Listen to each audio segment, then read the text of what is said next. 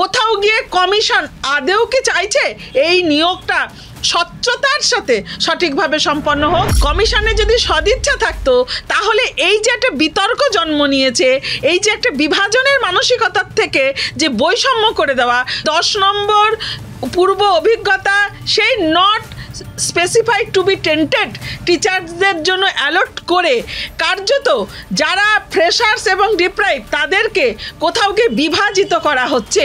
এই যে যারা ফ্রেশার্স বা যারা ডিপ্রাইভ তাদের জন্য নয়, দুর্নীতির কারণে গোটা ব্যবস্থাটাই এই জায়গায় পরিণত হয়েছে, এই যে কঙ্কালসার করে তুলেছে সেটা সম্পূর্ণভাবে দুর্নীতির কারণে, প্রাতিষ্ঠানিক দুর্নীতির কারণে। কিন্তু যখন সেটা রিকভারির জায়গা আসছে, সেই রিকভারির জায়গায় দেখুন কলমে সূক্ষ্মভাবে পেনাল্টি দিতে হবে ফ্রেশার্সদের। এই বঞ্চনাটা কেন? সরকারি ক্ষমতার অপব্যবহার করে কমিশন কার্যত গোটা যে এই প্রতারিত হয়েছে, বঞ্চিত হয়েছে এই দুর্নীতির কারণে তাদের মধ্যে একটা লড়িয়ে দিয়েছে। এই যে অন্যায়টা করেছে এইটার বিরুদ্ধে সকলকে সরব হওয়া উচিত, কারণ এই অপরাধটা সংগঠিত হয়েছে কালেকটিভলি। সুতরাং এটাকে মোকাবেলাও করতে হবে, প্রতিরোধও করতে হবে কালেকটিভলি। আমাদের নিয়ে যে নোংরামি আগে একবার করেছে সেই নোংরামির পথেই কার্যত রয়েছে। আমরা বলি না যে পরিকল্পিত খুন? কমিশন পরিকল্পিতভাবে একটা ব্যবস্থাকে ধ্বংস করতে চাইছে, একটা জেনারেশনকে কার্যত শ্মশানের নিস্তব্ধতা এনে দিচ্ছে। আজকে 8000 স্কুল বন্ধ হয়ে গেলে প্রান্তিক ছেলে মেয়েরা যাবে, ক্রিমিলিয়ারদের কিচ্ছু হবে না। যারা আজকে এই ক্রিমিলিয়ার, যারা ভাবছেন যে আমরা খুব বেশ একটা ল্যাভিশলি আছি, আমাদের এই যে রিপ্রেশন বলুন, যা কিছুই বলুন না কেন, একদিন কিন্তু আপনাদের দেবালয়ও আক্রান্ত হবে। তা না হলে কিন্তু বাস্তিল দুর্গের পতন হতো না। দিদি, 10 নম্বর নিয়ে আগেও বিভিন্ন জল গড়িয়েছে সুপ্রিম কোর্ট পর্যন্ত। এবার আজকে হাইকোর্টে বিচারপতি অমৃতা সিনহার বেঞ্চ একটি শুনানি দিয়েছে। এই 31শে ডিসেম্বরের পর্যন্ত যদি নিয়োগ পূর্ণ না হয়, এটি শেষ হবে কোথায়? দেখুন, আগে প্রথমে আপনি একটা কথা বললেন যে 31 ডিসেম্বরের মধ্যে অ্যাকর্ডিং টু সুপ্রিম কোর্টের আদেশ নিয়োগটাকে কমপ্লিট করা। কিন্তু সেই নিয়োগটা কমপ্লিট করবে কে? School service commission. School service কমিশনের কি আদৌ সদিচ্ছা আছে? এই প্রশ্ন রইল। আজকে যদি সদিচ্ছা থাকে তাহলে নোটিফিকেশন সেভাবে হতো। আজকে যদি সত্যিকারের ইচ্ছা থাকে যে যারা টেন্টেড তাদেরকে, অর্থাৎ যারা দাগি তাদেরকে বাদ দিয়ে পরীক্ষাটা যাতে কন্ডাক্ট হয় এবং কমপ্লিট হয়, সেই ইচ্ছা, তাহলে আজকের এই সিচুয়েশন তৈরি হতো না। আজকে সিনহা ম্যাডামের বেঞ্চে এই জায়গাটা গড়াতো না যে যারা দাগি তাদেরকে আবার নতুনভাবে ঠিকঠাক করে, আবারও বলছি ঠিকঠাক করে তাদের রোল নাম্বার, তাদের ঠিকানা, তাদের পরিচয় এন্ট্রিটা দিয়ে আপনারা ওপেনলি পাবলিক ডোমেনে এটাকে রিভিল করুন। বারংবার বলেছে। আজকে প্যানেল ক্যান্সেল হয়েছিল, কিন্তু মূল ওই জায়গাটা থেকেই শুরুটা, যে সেগ্রিগেশন, কারা টেন্টেড আর যাদেরকে বলেছেন নট স্পেসিফাইড টেন্টেড, অর্থাৎ কারা সেই অর্থে বলতে চাইছেন যাদেরকে আইডেন্টিফাই করা যায়নি যে দাগি, সেই সেগ্রিগেশনটা আজও সেটা কমিশন করেনি। কেন করেনি? কারণ কোথাও গিয়ে কমিশন আদেও কি চাইছে এই নিয়োগটা স্বচ্ছতার সাথে সঠিকভাবে সম্পন্ন হোক? কিন্তু স্কুল সার্ভিস কমিশন বলুন আর পশ্চিমবঙ্গ সরকার, বিষয়টা তো সমার্থক, কারণ এটা নামে অটোনমাস, কিন্তু এটা পরিচালিত হয় সম্পূর্ণভাবে সরকার এবং সর্বোপরি আমাদের যিনি মুখ্যমন্ত্রী তিনি তো বলেন 294টা সিটের তিনি একমাত্র মানে সর্বময়ী কর্ত্রী, অতএব তাকেই রেসপন্সিবল আমরা ভাববো। তো সেইটাকে আদৌ কতটা সদিচ্ছা রয়েছে?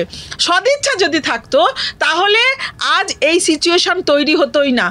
কমিশনে যদি সদিচ্ছা থাকতো তাহলে এই যে একটা বিতর্ক জন্ম নিয়েছে, এই যে একটা বিভাজনের মানসিকতার থেকে যে বৈষম্য করে দেওয়া, 10 নম্বর পূর্ব অভিজ্ঞতা সেই not specified to be tented টিচারদের জন্য অ্যালট করে কার্যত যারা ফ্রেশার্স এবং ডিপ্রাইভ তাদেরকে কোথাও গিয়ে বিভাজিত করা হচ্ছে। বিভাজিত করার ফলে কি হচ্ছে যে একটা শ্রেণীর মানুষ যারা কিনা সত্যিকারের দুর্নীতির শিকার এবং যারা অপরাধ না করে দুর্নীতির শিকার, অর্থাৎ সেই 2016 সালের যারা কম্পিট করেছিলেন, তা যারা চাকরিহারা হয়েছেন এবং যারা বঞ্চিত হয়েছেন, সেই জায়গাটাকেও দুর্বল করে দেওয়া, এবং যারা এই যে not specified to be tented, কোথাও গিয়ে তারা সেই 10 নম্বরের বেনিফিশিয়ারি হয়ে তারা এগিয়ে যেতে চাইছেন। আমি হাইপোথেটিক্যালি ধরলাম, ঠিক আছে, যেহেতু সরকারের হাতে আইন প্রণয়নের ক্ষমতা আছে, সেই ক্ষমতা বলে তারা সেই 10 নম্বরটাকে সেইভাবে রুল ফ্রেম করেছে।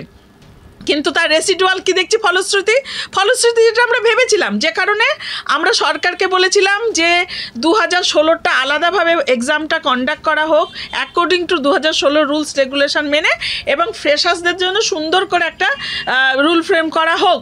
তাহলে কিন্তু প্রকৃত বোঝা যেত যে কমিশন চাইছে নিয়োগটা স্বচ্ছভাবে সঠিকভাবে হোক, কিন্তু তা তো করেননি। এই মুড়ি মিছরি এবার না, এবার মধ্যে চানাচুর ঘুগনি সব ঢেলে দিয়েছে। অর্থাৎ এবার তোমরা নিজেদের মধ্যে কামড়াকামড়ি করো, অর্থাৎ গৃহযুদ্ধ বাঁধিয়ে দেওয়া। তাতে কি হচ্ছে যে মূল যে জায়গা, যে কমিশন যেই এই ধরনের একটা নোংরামি চাল চেলে দিচ্ছে, সেই জায়গা থেকে কিন্তু কোথাও ব্যাপারটা সরে যাচ্ছে। সরে গিয়ে দেখুন একটা ভার্সান তৈরি হচ্ছে যে না, কমিশন, সরকার তো সদিচ্ছা আছে, কিন্তু কিছু মামলাকারী, কিছু আইনজীবী, বিচার প্রক্রিয়া কার্যত চাইছে যাতে নিয়োগটা না হোক। এই যেটা মিথ্যাচার, একটা মিথ্যা ন্যারেটিভ তৈরি করে দেওয়া, এবং এটাকে কিছুটা হলে পরেও একাংশের যারা বেনিফিশিয়ারি হবেন এই নম্বর দ্বারা পুষ্ট হয়ে তারা পাবেন চাকরিটা, তারাও কিন্তু সরকারের পক্ষ অবলম্বন করছেন আত্মস্বার্থে। আবারও বলছি আত্মস্বার্থে। এটা বুঝতে হবে তাদের যে তারা কর্মচ্যুত হয়েছেন, কর্মহারা হয়েছে, এই যে যারা ফ্রেশার্স বা যারা ডিপ্রাইভ, তাদের জন্য নয়, দুর্নীতির কারণে গোটা ব্যবস্থাটাই এই জায়গায় পরিণত হয়েছে, এই যে কঙ্কালসার করে তুলেছে, সেটা সম্পূর্ণভাবে দুর্নীতির কারণে, প্রাতিষ্ঠানিক দুর্নীতির কারণে। কিন্তু যখন সেটা রিকভারির জায়গা আসছে, সেই রিকভারির জায়গায় দেখুন কলমে সূক্ষ্মভাবে পেনাল্টি দিতে হবে ফ্রেশার্সদের। এই বঞ্চনাটা কেন, এই জায়গাটা অ্যাড্রেস করতে হবে। সেই জন্য আজকে সিনহা ম্যাডামের বেঞ্চে এটা প্রতিফলিত হলো যে না, আমরা যেটা বলেছিলাম, যেটা সুপ্রিম কোর্টও বলেছে যে একটা দাগিও যেন না থাকে, তাহলে কোথাও গিয়ে তথ্যবহুল হয়েছে বলেই আজকে উনি বলেছেন যে একদম তথ্য সহযোগে পাবলিক ডোমেনে সেটা রিভিল করতে হবে কমিশনকে। প্যারালালি এই 10 নম্বরের বিষয়টাও কারা পাবেন, কতটা পাবেন, যদিও এটা 2 ডিসেম্বর আবার নেক্সট শুনানি আবার পরবর্তীতে আছে, আমরাও সেটা দেখব যে এখানেও যে একটা বৈষম্য গোড়া থেকেই তৈরি করে নির্মাণ করে দিয়েছে, একদম সরকারি ক্ষমতার অপব্যবহার করে। আবারও বলছি, সরকারি ক্ষমতার অপব্যবহার করে কমিশন কার্যত এই যারা এই গোটা যে এই প্রতারিত হয়েছে, বঞ্চিত হয়েছে এই দুর্নীতির কারণে, তাদের মধ্যে একটা লড়িয়ে দিয়েছে। এই যে অন্যায়টা করেছে, এইটার বিরুদ্ধে সকলকে সরব হওয়া উচিত, কারণ এই অপরাধটা সংগঠিত হয়েছে কালেকটিভলি। সুতরাং এটাকে মোকাবেলাও করতে হবে, প্রতিরোধও করতে হবে কালেকটিভলি। সেই বিষয়টা ভেবে আমাদের বুঝতে হবে যে এই কমিশন আদেও নিয়োগের সদিচ্ছা আছে, নাকি আমাদের নিয়ে যে নোংরামি আগে একবার করেছে সেই নোংরামির পথেই কার্যত রয়েছে। আরেকটা বিষয় দিদি যেটা উঠে আসছে, স্থানভিত্তিক যে ইন্টারভিউর ব্যাপারটা উঠে আসছে, এই বিষয়টা আপনি কীভাবে দেখছেন? একটা অদ্ভুত কথাটাই বলবো। দেখুন, আগে যখন রিজিওনাল ভিত্তি ছিল RLST, সেটার একটা পরিকাঠামো ছিল, সেটা হঠাৎ করে ফার্স্ট সব সেন্ট্রালি আনা হলো। এমনকি সেকেন্ড যে এই যে SLST, সেখানেও কিন্তু ভেরিফিকেশন হচ্ছে সেন্ট্রালি, অথচ আপনার ইন্টারভিউ হবে বলছেন রিজিওনালি। এই যে কমিশনের প্রত্যেকটা ক্ষেত্রে একটা হাইড অ্যান্ড সিক এর মধ্যেই কিন্তু রয়েছে ধোঁয়াশা এবং ম্যানুপুলেশনের একটা বন্দোবস্ত। এটা আমরা বুঝতে পারছি। একটা জিনিস দেখুন দাদা, যদি আমরা কি বলি, আমরা বলি না যে পরিকল্পিত খুন, অনিচ্ছাকৃত খুন, তা কমিশন পরিকল্পিতভাবে একটা ব্যবস্থাকে ধ্বংস করতে চাইছে, একটা জেনারেশনকে কার্যত শ্মশানের নিস্তব্ধতা এনে দিচ্ছে। একটা মানে শিক্ষা ব্যবস্থা সম্পর্কে মানুষের মধ্যে অবিশ্বাস, অস্বচ্ছতা পরিকল্পনা করে করছে। সেই কারণেই আজ শিক্ষামন্ত্রী যখন প্রশ্ন করেন আপনারা কেমন স্বতঃস্ফূর্তভাবে উনি বলেন, উনি কেসকে ওয়েলকাম জানান। আপনি ভাবতে পারছেন তার মানে কি, যে সমস্ত ওখানে পাকা মাথার যারা কমিশনে রয়েছে তারা জানেন যে আমরা এমনভাবে রুল ফ্রেম করব, এমনভাবে বিষয়টাকে অ্যারেঞ্জ করব যাতে কিনা কেস হবে, যেন তারা হাত পা ধুয়ে বেঞ্চ পেতে রেডি আমরা কেসকে মোকাবেলা করার জন্য। ফলত যারা এই কথা বলে যাচ্ছেন যে নির্দিষ্ট কিছু আইনজীবী, নির্দিষ্ট মামলাকারী আর বিচার প্রক্রিয়া এটাকে বন্ধ করতে চাইছেন, তাদের বোধহয় একবার ভাবার অবকাশ আছে যে শিক্ষামন্ত্রী একদম স্বচ্ছন্দে বলছেন, উনি একটা কেসকে বলছে ওয়েলকাম করছে। তার মানে কি তাদের পরিকল্পনা নির্মিত যে আমরা তো নিয়োগ টিয়োগের দিকে বেশি যাব না, এদের মধ্যে লড়িয়ে দেবো আর বলবো অন্যভাবে একটা মিথ্যাচার শুরু করব যে পলিটিক্যাল দলীয় রাজনীতির মধ্যে ফেলবো।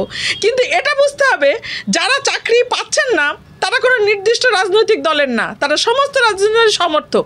যারা সাপারার হচ্ছেন সমস্ত রাজনৈতিক দলের সমর্থক। আজকে 8,000 স্কুল বন্ধ হয়ে গেলে প্রান্তিক ছেলে মেয়েরা যাবে, ক্রিমিলিয়ারদের কিচ্ছু হবে না।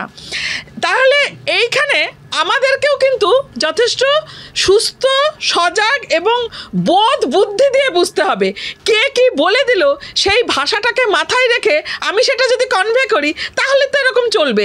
এখানে বুঝতে হবে কমিশন তথা সরকারের অস্বচ্ছ রাখার প্রবণতা, দুর্নীতিটাকে জিইয়ে রাখার প্রবণতা, যাতে কেস হয় নোটিফিকেশান এমন করব সেই ব্যবস্থা তৈরি করার প্রবণতা, আলটিমেটলি নিয়োগটা যাতে সমাধান না হয়ে, নিয়োগটা যাতে না হয়ে এই যারা কর্মপ্রার্থী ওদের মধ্যে একটা কেওয়াস তৈরি করে দেওয়া, এইটা হলো একটা প্রবণতা। এইটার বিরুদ্ধে ঐক্যবদ্ধভাবে প্রত্যেককে সোচ্চার হতে হবে, এটাই সময় বলছে। দিদি, শেষ প্রশ্ন করব। বিকাশ ভবন অভিযান আমরা দেখলাম, বিকাশ ভবন অভিযানের সামনে যে সমস্ত শিক্ষক শিক্ষিকারা ছিলেন তাদের রীতিমতো চ্যাংদোলা করে গাড়িতে তোলা হলো। যে শিক্ষক শিক্ষিকাদের কোনো স্কুলে থাকার কথা ছিল তাদের আজকে এই পরিণতি। এটা তো আজকে আপনারা দেখতে দেখতে তো আপনারাই দেখিয়ে আজকাল তো পশ্চিমবঙ্গবাসীরও তো বোধহয় গা সওয়া হয়েছে। তাহলে তো সে 3.5 বছর চলে যায় যখন আমরা রাস্তায় নেমেছি। ব্যক্তিগতভাবে আমি 11 বার ডিটেনে ছিলাম।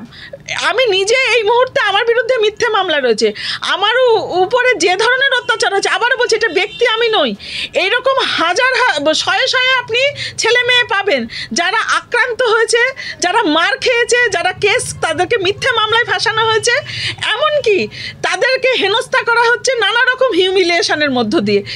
বিষয়টা কি বলুন তো, এইটা আপনি যেটা বলছেন এটা তো বলছেন একটা স্বাভাবিক সুস্থ চিন্তার, কিন্তু পশ্চিমবঙ্গে আজ যে জায়গায় দাঁড়িয়েছে সেখানে স্বাভাবিকতা হয়েছে যে টিচাররা মার খাবেন, যোগ্যরা রাস্তায় থাকবেন, আর যারা নেতা মন্ত্রী তারা জেল কাস্টডিতে নামে থেকে সুপার স্পেশালিটি হসপিটালে আরাম কেদারায় শরীরটাকে বেশ সযত্নে আনবে, এবং যে সমস্ত ইনভেস্টিগেশন যে এজেন্সিগুলো তারা একটা জায়গায় গিয়ে থেমে যাবে, তারা ইডি বলুন, সিবিআই বলুন, তারা একটার পরে তাদের কোথায় গিয়ে যেন একটা অদৃশ্য কিছু আটকে দিচ্ছে। আমরা বুঝতে পারছি সেগুলো কোনো একটা কি গোপন বোঝাপড়া আমরা জানি না, আমরা সাধারণ মানুষ মরছি। এই একটা ব্যবস্থা, এবং পরে দেখবেন আপনারাই খবর করবেন তারা কেমন আছেন, তাদের কটা করে বান্ধবী। আর এই যে যেমন আজকেই শুনলেন আর একজন বেরোবে, কল্যাণময় গাঙ্গুলি আধিকারিক, যেমন পার্থ চ্যাটার্জি বেরিয়েছে, এইসব আপনারা দেখাচ্ছিলেন, কিন্তু কেউ জিজ্ঞেস করছে না যে পার্থ চ্যাটার্জিকে যে এত যে দুর্নীতি, এতগুলো ছেলে মেয়ের যে জীবন আজকে শ্মশান বানিয়ে ছেড়েছেন, তাহলে তার কি সুরাহা হলো? আচ্ছা, ইনভেস্টিগেশন অফিসার যারা ইনভেস্টিগেশন করছেন, আপনারা এই যে 3 বছরের উপর হয়ে গেল, এর একটা তো লিমিটেশন আছে, এর একটা তো মানে ফুল স্টপ, এটা শেষ করতে হবে, তার ব্যবস্থা কি হলো? তা না। তাহলে আমরা কি দেখছি, বর্তমান সময়কালে এই দীর্ঘ কয়েক বছরের মধ্যে যারা নিষ্পেষিত, যারা প্রতারিত, যারা বঞ্চিত, তাদের জন্য প্রিজন ভ্যান, মিথ্যে কেস এইসবই রয়েছে। স্কুল উঠে যায় যাক, ছেলেমেয়েরা ড্রপ আউট হয় হোক, পড়াশোনা বন্ধ হয়ে যায় যাক, আবগারি থেকে আরও রোজগার বাড়ুক, মদের দোকান আনাজ কানাজ হোক, সেটা বড় কথা না। মন্ত্রী মশাই যারা আছেন তারা ভালো আছেন, ইনভেস্টিগেশন অফিসাররাও তারাও নামে কাজ করে বেড়াচ্ছে, আর নেট ফল আসছে কাজকলা আমরা দেখতেই পাচ্ছি। আর এই যে একটা মানে আর একটা শ্রেণী মানুষ আমাদের মধ্যে যেন এটা যেন স্বাভাবিকতা, এই জায়গার থেকে আমাদেরকে বেরোতে হবে। এখানে আত্মমূল্যায়ন আমাদেরও অনেক কিছু ভাবতে হবে, যে এটা কিন্তু দিনের শেষে দাদা অ্যাডমিট করতেই হবে, যারা ক্রিমিলিয়ার তাদের কিচ্ছু হয় না, সে শাসক দল হোক আর বিরোধী দল হোক, নেতা যারা স্থানীয় তাদের মরি, কিন্তু গ্রাসরুটের যাদের কিন্তু সম্বল বলতে গেলে মেধা আর শ্রম, যার বিনিময়ে সে খাবো, সেই জায়গাটা কিন্তু আজকে ধূলিসাৎ। আজকে স্কুল বন্ধ হলে কোনো বড় লোকের কিছু ক্ষতি হবে না, মরবো আমরা। চাকরি না পেলে আমাদের রুজি রুটি বন্ধ হয়ে যাবে। আমরা যদি ঠিকঠাকভাবে জীবন যাপন না করতে পারি তাহলে কিন্তু তাদের আপাত এফেক্ট পড়বে না, কিন্তু এরপরও একটা ব্যাপার রয়েছে। যদি ওই একই কথা এসে যায় যে দেবালয় যখন পুড়বে, নগর পুড়লে দেবালয় কিন্তু ছাড় পাবে না। যারা আজকে এই ক্রিমিলিয়ার, যারা ভাবছেন যে আমরা খুব বেশ একটা ল্যাভিশলি আছি, আমাদের এই যে রিপ্রেশন বলুন, যা কিছুই বলুন না কেন, একদিন কিন্তু আপনাদের দেবালয়ও আক্রান্ত হবে, তা না হলে কিন্তু বাস্তিল দুর্গের পতন হতো না।